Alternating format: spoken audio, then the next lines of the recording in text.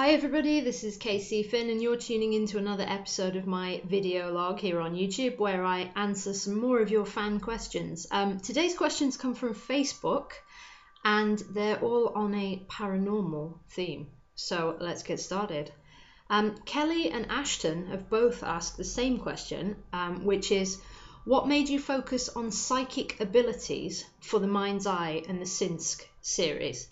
Now, for those of you who don't know about the Sinsk series, each book in the series focuses on a main character who has the psychic ability to transfer their mind into the head of someone else, and they can see through their eyes and experience what they're experiencing and even talk to them in their heads if they want to. When I was first developing the Mind's Eye, I had two main ideas. One of them was a young man in Oslo, Norway, who was under the threat of German occupation and trying to escape. And the other was a teenage girl in North Wales who had juvenile arthritis and was in a wheelchair. So this is Henry, is the young man, and Kit, who became my two principal characters and also the protagonist for the little love story that's going on. So really, plot-wise, I needed a way to bring them together to get to know each other. And with Kit being in a wheelchair, she was hardly going to go adventuring off to Oslo. You know, I didn't want to give her sort of magical, transportative powers. I wanted something that could feel credible, that could feel almost like it was real. So that's where the choice for psychic ability came from, really. It was more of a plot choice at the beginning, rather than looking for a gimmicky paranormal element. It just made sense that a girl in a wheelchair, what do you really want to do? If you're stuck in that situation, maybe you want to be somebody else. So Kit has the opportunity to travel into other people's minds and to see what it's like to live as them for short periods. So it gives her sort of an escape from her physical state. And then it also obviously helps me move my plot forward, and it means that the audience who's reading gets to see a lot of foreign and distant places that Kit, because of her disability, can't actually travel to. So I get to show off the world during World War II through other people's eyes because of her power. So that was the initial reason for it. But expanding on that, Brittany, Kelly and Ashton have also asked, do I personally believe in psychics or other supernatural phenomena? The answer is yes, to some extent. I know there's a lot of people who write about paranormal things and try not to make them credible and try to make them completely fantastical because they don't believe that anything like that exists. But I have had experiences in my life that have brought me to believe in such things, and I'll tell you a little story about one such thing that happened only a few months ago. Actually, I think it was just before Christmas. I had an idea for a story, which happens to me all the time, nothing unusual there, and I wrote down little notes and things that I was having. I wrote about a page of notes, and then I forgot about it for a couple of days, and I got in touch with a friend of mine, a fellow author, and I said to her, what are you working on? You got any new ideas for anything? And she said, oh yeah, I've just had this amazing idea a couple of days ago. And she proceeded to tell me an incredibly similar idea to what I had written down. And judging by the dates, we had written those ideas down within about 24 hours of each other. No particular reason for it on either part. We hadn't watched any television that would influence you to that respect, or anything that would make sense as to why we could suddenly have both had this really similar idea. And if you'll pardon the pun, she said to me, are you thinking what I'm thinking? And I said, I'm thinking we should write this book together.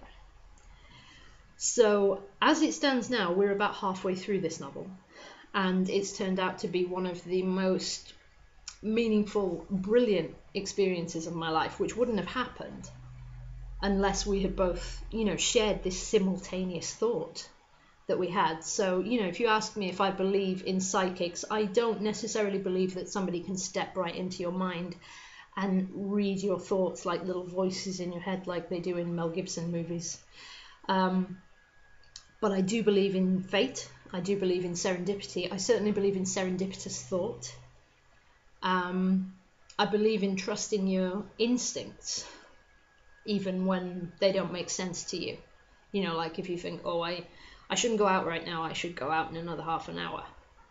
You know, I think there's sometimes the universe could be trying to tell you something like, if you go out right now, it's not going to work out so well for you. If you go in half an hour, the whole world might be different, you know, and maybe you should be listening to that little voice that tells you certain things that you should do for necessarily no good reason. But then you look back and you think, oh, well, if I hadn't done it that way, things wouldn't have worked out in this wonderful situation as they are now. So I believe in that kind of psychicness, maybe that instinctive, serendipitous thing. So the other question that I was given for today comes from Melanie, and she asks, how long have I been interested in all things paranormal, and have I ever had any paranormal experiences myself?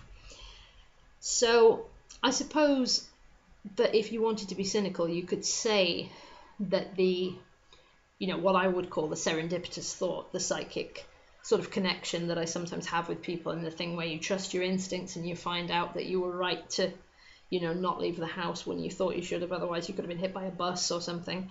A lot of people will write that off as coincidental. So perhaps that doesn't classify for some people as a paranormal experience.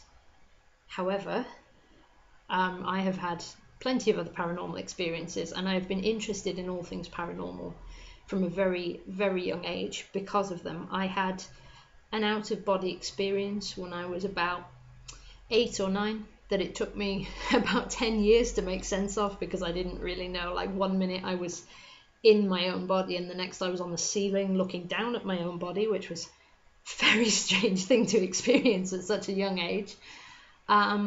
We lived in a house that I believe, and my family believes, was haunted by a particular presence, who we came to know rather well, actually, and a lot of peculiar things happened there.